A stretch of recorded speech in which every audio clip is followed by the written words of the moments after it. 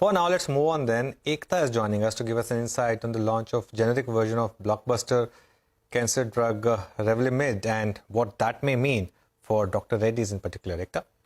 Thanks for that. Well, yes, September is an important month for the likes of Dr. Reddy's as well as Cipla. These companies are expected to launch the generic version of the blockbuster cancer drug Revlimid, making it the next wave of companies to launch after Teva did in partnership with the Indian pharma company Natco earlier this year.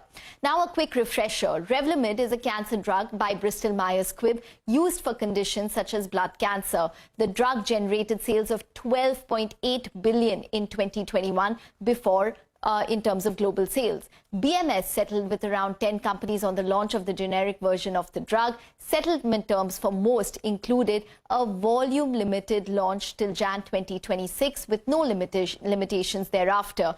The drug lost exclusivity in 2022 when Teva did launch the drug in partnership with Natco, which was in fact the first generic version of the drug in the US in March 2022. So what makes Dr. Reddy's different from other companies that settle with BMS? Dr. Reddy's has 180-day exclusivity on two strengths, which is the 2.5 mg and the 20 mg versions of the drug. To put it into perspective, Natco had exclusivity on the 5, 15 and 25 mg strengths, which they launched in March 2022. Dr. Reddy's, which settled with BMS in September 2020 and received final approval from the US drug regulator on the 2.5 and 20 mg strengths in 2021, is expected to be launching all strengths of the drugs as Natco's exclusivity period ends, but will be the only company to sell the generic version of 2.5 and 20 mg versions of the drug in the US till March of 2023.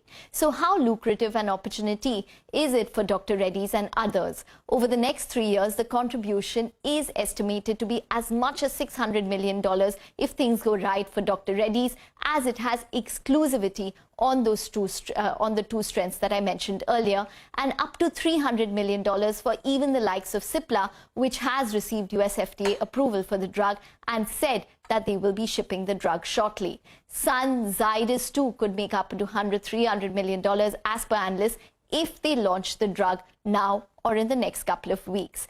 The contribution for Dr. Reddy's depends on a few factors, such as the contribution from the 2.5 and 20 mg versions of the drug, which are only about 10% of the total market of Revlimid generic. Also, while Natco has exhausted their volume limitations in Q4 and Q1, it could be an opportunity for the likes of Dr. Reddy's to grab their share, but the opportunity might just be limited due to a cap on the amount Dr. Reddy's and the others can sell, and will also lastly be dependent on the number of companies which are slated to launch and the timeline of the launch as well.